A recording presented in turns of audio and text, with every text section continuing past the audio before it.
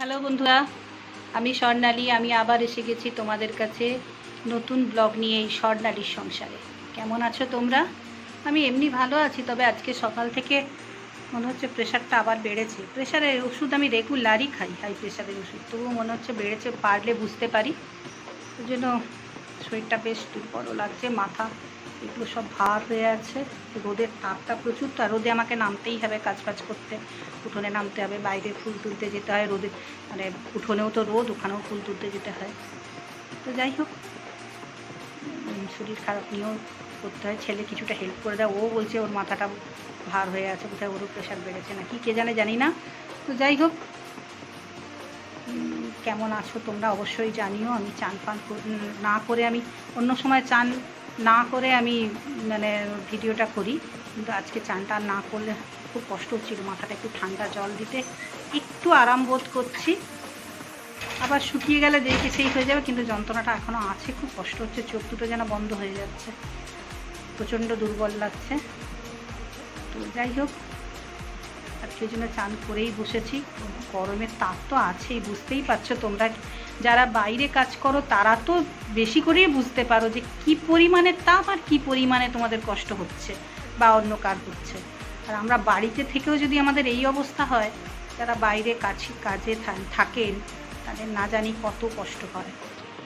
তো যাই হোক, লাইক শেয়ার কমেন্টটা তোমরা করে দিও, পাশে থেকো, সাথে থেকো।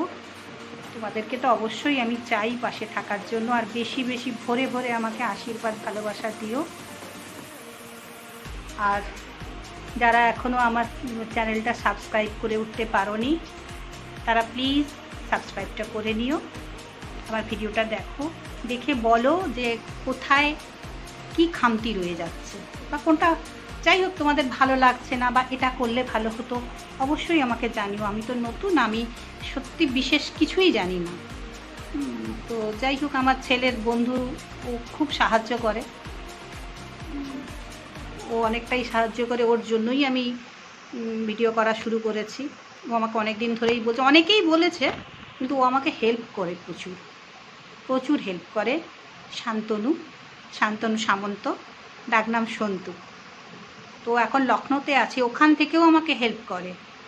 তো যাই হোক, সন্তু তুই ভালো থাকিস, আরও বড় হ, অনেক মানে বড় হ, উন্নতি কর, বাবা মাকে অবশ্যই দেখবি, খুব ভালো থাকিস, ছুটি পেলে আসিস।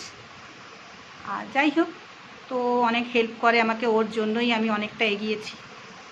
তো তোমরাও পাশে থেকো, তোমরা পাশে থাকলে আমি আরও অনেক দূর যেতে পারবো। তো চলো, আজকে কি রান্না করেছি। আজকে নীল ষষ্ঠী। নীল ষষ্ঠী তো আমি উপোস করি।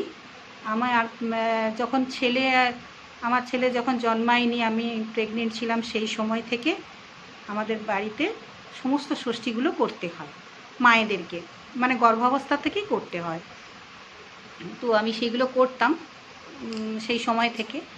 তো এই প্রথমবার, আর একবার, আর মানে আমার শাশুড়ি যখন মারা গিয়েছিলেন সেই সময়, আর এই এটা প্রথমবার না, এটা দ্বিতীয়বার। আমার শাশুড়ি না, সরি, প্রথমে 6 সালে আমার শ্বশুরমশাই যখন মারা যান, সেই সময় 1 বছর বন্ধ গেছে। আর এই শাশুড়ি মা যখন মারা গেলেন, এই 1 বছর বন্ধ থাকলো।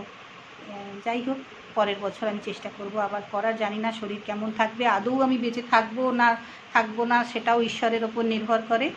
তো আমি করি, সমস্ত উপোসগুলো করি, আমার মা যেগুলো করতেন। আর নীল ষষ্ঠী আজকে, তাই আমার ছেলেও করে। তো ছেলে এবারে বোধহয় শরীরটা ভালো নেই বলে খুব একটা বেশি করতে পারলো না, বললো মা নিরামিষ ভাত রান্না করো।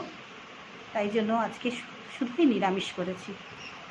মানে উপোসগুলো যেগুলো আমি করতাম সেইগুলো সব বাদ যাচ্ছে বলে না, আমার মনে একটা যেন কীরকম একটা মানে খুঁতখুত মতো করে, আর মনটা খারাপ লাগে যে এই উপোসটা তো আমি করতাম। তো যাই হোক, আমার হাজব্যান্ড আর ছেলে তো বলে তোমার শরীর ভালো নয়, এত উপোস করো না, কারণ তুমি নিরামিষ ভাত খাও তাও ঠিক আছে, কিন্তু ওইভাবে উপোস করো না যে নির্জলা আমি অ্যাকচুয়ালি আগে করতাম, এখন করি না, কিন্তু যতক্ষণ না ঠাকুরকে জল দিই ততক্ষণ আমি খাই না, বলে এটা করো না, ঠাকুর তোমাকে বলে দেয়নি তোমার নিজের নারায়ণকে কষ্ট দিয়ে তুমি আমাকে পুজো করো, অতএব তুমি খাও, নিরামিষ খাও, খেয়ে তুমি করো, নাহলে তোমার অনেক ওষুধ তুমি তো তোমাকে খেতে হয়, সত্যি আমাকে অনেক ওষুধ খেতে হয়, তো না খেলে প্রবলেম হয়। তারপরে আমার 2010 সালে গল ব্লাডার স্টোন অপারেশন হয়েছিল, যার জন্য ডাক্তারবাবু একদম এমটি স্টমাক থাকতে বারণ করেছেন, কিন্তু হয়ে যায়, কাজের ক্ষেত্রে হয়ে যায়। আর ঠাকুর কোনো পুজো দিতে গেলে বা উপোস করলে সে সময় ইচ্ছে হয় না খেতে, কিন্তু হয়তো এটা ঠিক নয়, নিজের নারায়ণকে আমি কষ্ট দিচ্ছি। যাই হোক, দেখা যাক পরবর্তীকালে কি হয়, পরের বছর, এই একটা বছর কেটে যাওয়ার পর কি হয় জানি না। ঈশ্বর যদি আমায় ভালো রাখেন, সুস্থ রাখেন, বেঁচে থাকি, চেষ্টা করব করতে, যদি পারি। যদি না পারি, এই নিরামিষ ভাত খেতেই হবে, কি করব। তো যাই হোক, চলো আজকে তোমাদেরকে দেখাই নিরামিষ রান্নায় কী চলো দেখো। এই যে ভাজা মুগের ডাল করেছি, যেহেতু নিরামিষ তাই মুসুর ডাল করিনি, ভাজা মুগের ডালই করেছি। লাস্টে ভেজে বসিয়ে সেদ্ধ হয়ে যাওয়ার পর তড়কা দিয়ে দিয়েছি, জিরে, গোটা জিরে আর একটা শুকনো লঙ্কা। আর এই দেখো আলু ভেজেছি, একটু পোস্ত ছড়িয়ে ভেজেছি আলু। বাবা তুই পড়ে যাস না রে বাবা। এই দেখো আমাদের গাছে তো প্রচুর আগে কলা হতো, অনেক রকমের কলা, অনেক মানে সিঙ্গাপুরি কলা, যেটাকে অনেকে কাবলি কলা বলে, বিছে কলা, কাঁঠালি কলা, মর্তমান কলা, তারপরে ওই যে কাঁচা কলা, মানে কাঁচকলা যেটা, এসব হতো। তো এখন তো আর অত নেই, তো বাগানও নেই আর অত কিছু নেই, আস্তে আস্তে সব চলে গেছে। তো তার মধ্যে 3টে বড় বড় বিচে কলার কাঁদি কাটা হয়েছিল, একটা কাঁদি সবাইকে দেওয়া হয়েছে। আর ঝাড়তি পুড়তি যেগুলো ছিল আমরা খেয়েছি, আমরা দিয়েই খাই সবাইকে। গাছের বাগানের কিছু হলে আমার বাবা বিক্রি করতে দিতেন না, আমার বাবা বলে সবাইকে দিয়ে খাবি। তো সেই দুটো কাঁদি এখন আছে, তো সেটাও বিক্রি করা যাচ্ছে না, কেউ নিতেও চাইছে না, দরকার নেই, আমরা খাবো ঘরে, আর বেশিরভাগটাই লোককে বিলিয়ে দেবো। তো দেখো সেই বিচে কলা ভাতে বা সেদ্ধ, এই যে একটু তেল লঙ্কা করে মেখে নিয়েছি, তার মধ্যে না একটুখানি আলু দিয়েছি, একটু মাখো মাখোটা ভালো হবে। আর এই যে এটা আলু ভাতে, এটাও তেল লঙ্কা করে মেখেছি।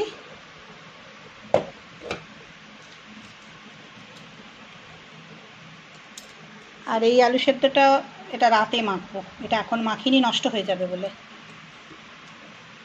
আর এখানে আছে বড়ি ভাজা, এই মটর ডালের বড়ি, এটা আছে, যে খাবে খাবে। আর আছে দুধেশ্বর চালের ভাত, বাগান থেকে সব টমেটো তুলেছিলাম কাঁচা পাকা করে, 7খানা টমেটো দিয়েছি, এই মাখবো। আর এতে দিয়েছি বাগান থেকে তুলেই 2টো উচ্ছে দিয়েছি, 2টো গাছে 2টো উচ্ছে হয়েছিল। এখন দুধেশ্বর চালের ভাত এইটুকুই। আর এখানে চাটনি আছে, দেখালাম না, আর ওটা কালকে আমিষের ছিল, ওই জন্য ওটা এখানে ঠেকাঠেকি করলাম না, আজকে সবই তো নিরামিষ। তাহলে চলো, তোমরা সবাই খুব ভালো থেকো, হাসি খুশি আনন্দে থেকো, ভরে ভরে আমাকে ভালোবাসা আশীর্বাদ দিও। তাহলে আজকের মতো রাখি, টাটা।